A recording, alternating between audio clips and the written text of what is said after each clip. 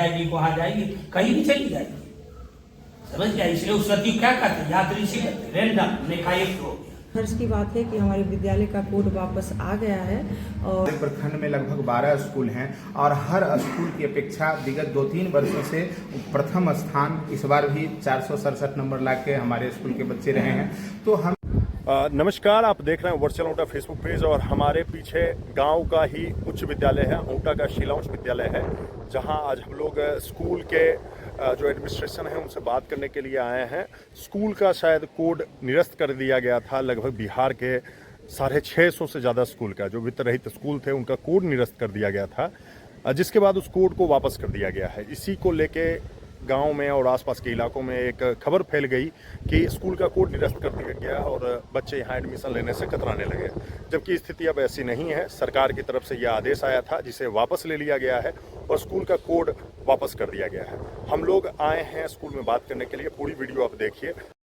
तो नमस्कार, आप देख रहे हैं वर्चुअल औंटा फेसबुक पेज और हम लोग अभी मोकामा प्रखंड के औंटा पंचायत स्थित शीला उच्च विद्यालय में हैं और यहाँ हमारे सामने शीला उच्च विद्यालय की प्रभारी प्राचार्य श्री रोमा मैडम हैं और रोमा मैडम आसपास के इलाकों के लिए या अभिभावकों के लिए और बच्चों के लिए कुछ जरूर संदेश देना चाहती हैं। मैडम बताइए। नमस्ते। मैं एज ए टीचर होने के नाते अपने सभी ग्रामवासियों और अभिभावक छात्रों से एक विनम्र अपील करना चाहूँगी, इसीलिए मैंने अतुल जी को बुलाई हूँ। जैसा कि आप सभी जानते होंगे कि पिछले वर्ष जो है हमारे ही विद्यालय का नहीं, लगभग 650 प्लस विद्यालयों का जो है कोड शो काउज लग के किसी न किसी रूप में जो है वो बंद कर दिया गया था। तो अब जो है मतलब बहुत ज़्यादा प्रयास करने के बाद और जो कहिए सरकार का जो है अब हमारे विद्यालय का कोड वापस आ गया है। तो जितने भी ये बहुत हर्ष की बात है कि हमारे विद्यालय का कोड वापस आ गया है और जितने भी अफवाहों में जो हमारे अभिभावक हैं, ग्रामवासियों हैं या छात्र हैं, तो वो सभी जो है यहाँ विद्यालय छोड़ कहीं और जो है नाम लिखाए हैं या लिखा चुके हैं। तो मैं यही बोलना चाहूँगी कि सच ये है कि हमारे विद्यालय का जो कोड है 71502 वो आ चुका है और अब जो है हम यहाँ विद्यालय में सक्षम है कि रजिस्ट्रेशन हो, एडमिशन हो, यहाँ का फॉर्म भराएगा और हमारे ही विद्यालय के नाम से जो है सर्टिफिकेट और एडमिट कार्ड सभी जो है यहाँ पे होगी। और दूसरी बात जो है मैं ये बोलना चाहूँगी कि यहाँ पर जो भी पठन पाठन का कार्य चल रहा है उसके लिए जो है हमारे सभी अलग अलग जो है एक्सपीरियंस टीचर हैं। जैसे एग्ज़ाम जैसे पढ़ाई चल रही है क्लास में, वैसे उससे और ज़्यादा ही बेहतर करने की प्रयास में हम सभी टीचर जो पूरे टीम है वो हम लगे हुए हैं। अलग अलग सब्जेक्ट के अलग अलग सभी टीचर हमारे यहाँ अवेलेबल हैं और ज़्यादा अधिक से अधिक जो है हम अच्छे से अच्छे तरह से अच्छे क्वालिटी की पढ़ाई जो है वो हम विद्यालय में देने में जो है पूरे प्रयासरत रहेंगे और हैं भी। एक बात पूछना था कि ये अभी 2025 और 26 का जो सत्र है उसका जो एडमिशन है, नामांकन, वो नामांकन अभी जारी है? कौन कौन से क्लास में आप नामांकन ले रही हैं? हाँ, नामांकन अच्छा सवाल है सर आपका। ये हमारे विद्यालय में नामांकन पिछले साल बंद हो गया था क्योंकि सरकार का कहना था कि अभी इस तरह से नहीं, लेकिन जो भी हमारे प्रिय जो भी यहाँ अगल बगल अभिभावक थे वो एडमिशन करवाए, बहुत उनके लिए थैंक यू बोलना चाहूँगी।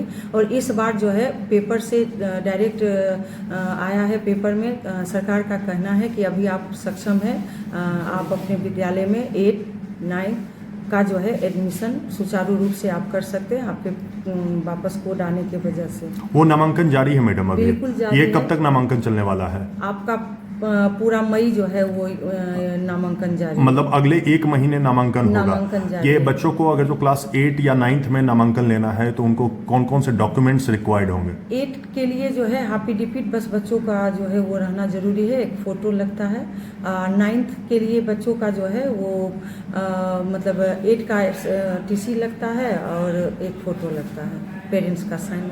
बस और कुछ नहीं। और यहाँ बच्चों के लिए जो एनुअल फंक्शंस वगैरह होते हैं या स्पोर्ट्स को रिलेटेड जो प्रोग्राम होते हैं, क्या वो प्रोग्राम्स भी यहाँ होते चलाए हैं। जाएंगे? हर साल जितने साल विद्यालय की स्थापना हुई है, करीब 30 से 35-34 साल हो गई है, तब से 15 अगस्त से लेकर 26 जनवरी जो है वो सारे जितने भी खेलकूद के कार्यक्रम है, फुटबॉल है, लड़की के लिए कबड्डी है, लड़का का है, और जितने भी सारे यहाँ पे खेलने का जो सामान होता है वो भी हमारे यहाँ सारा जो है अवेलेबल है। फिजिकल के टीचर भी हैं, तो सभी जो है यहाँ पे उपलब्ध है। अभी तत्काल कितने बच्चे मैडम स्कूल में ये पढ़ रहे हैं, शिक्षा ले रहे हैं? कौन सी क्लास के बच्चे?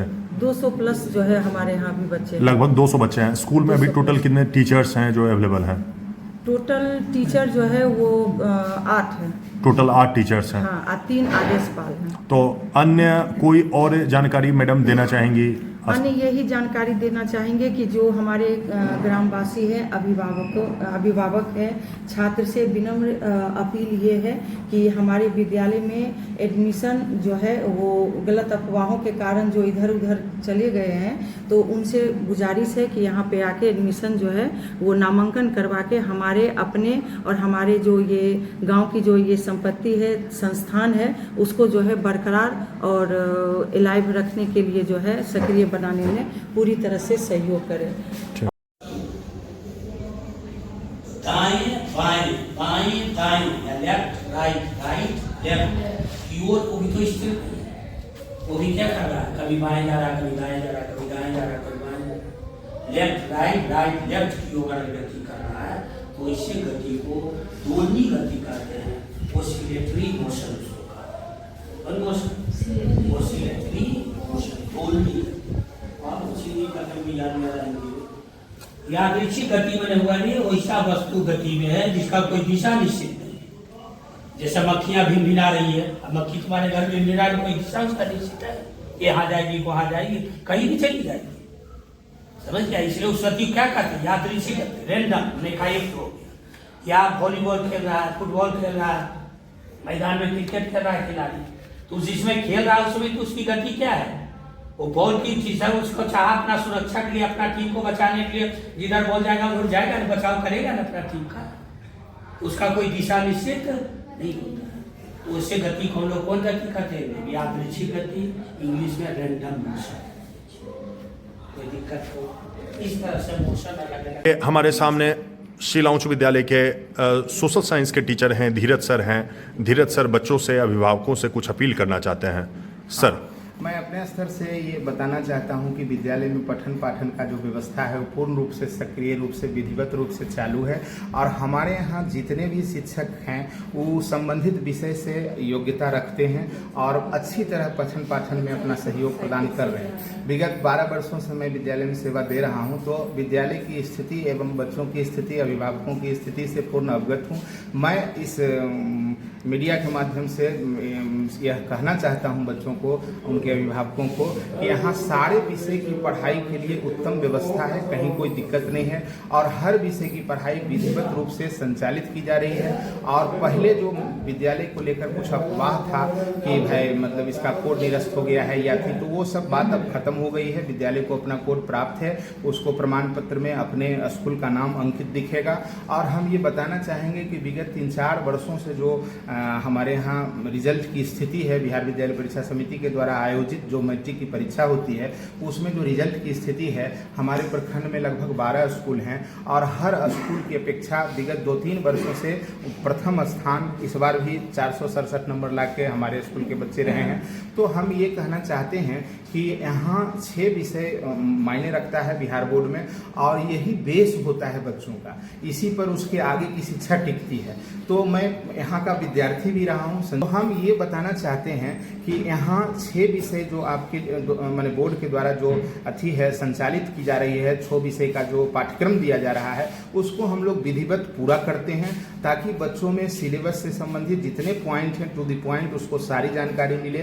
परीक्षा के समय स्पेशल क्लास चला देते हैं ताकि बच्चे जो हमारे समाज के जो आ रहे हैं वो मजदूर वर्ग के हैं, मतलब गरीब हैं, और हम ये चाहते हैं कि उनको यहाँ 6 विषय अच्छा से मिल जाए, अलग से कोई भी आवश्यकता ना पड़े। अगर कोई विद्यार्थी पढ़ना चाहता है तो स्वतंत्र है, पढ़ सकता है कोचिंग ट्यूशन, लेकिन हमारे विद्यालय में उचित रूप से वो मैंने आके पूरी तरह से अपना पूरा घंटी करे, उपस्थिति दे। और अभिभावक यदि ये सोचते हैं कि वहाँ पहले छुट्टी हो जाती है या कोई तरह का ये है तो भ्रम दूर कर लें। यहाँ पूर्ण रूप में सरकारी कैलेंडर के अनुसार जो हमारा नियमित रूप से संचालन हो रहा है वो संचालन होते रहेगा। हर विषय के एबल शिक्षक हैं यहाँ, कहीं कोई तरह की दिक्कत नहीं होगा, हम ये आश्वस्त करते हैं। और हम अपने विद्यार्थियों से, उनके अभिभावकों से ये अपील करते हैं कि बेहिचक शिला उच्च विद्यालय में नामांकन करवावें और यहाँ उसको पूरे तरह से पढ़ाई की जाएगी, अपेक्षित सहयोग दिया जाएगा। उस शिक्षा की ओर जहाँ भी अग्रसर होंगे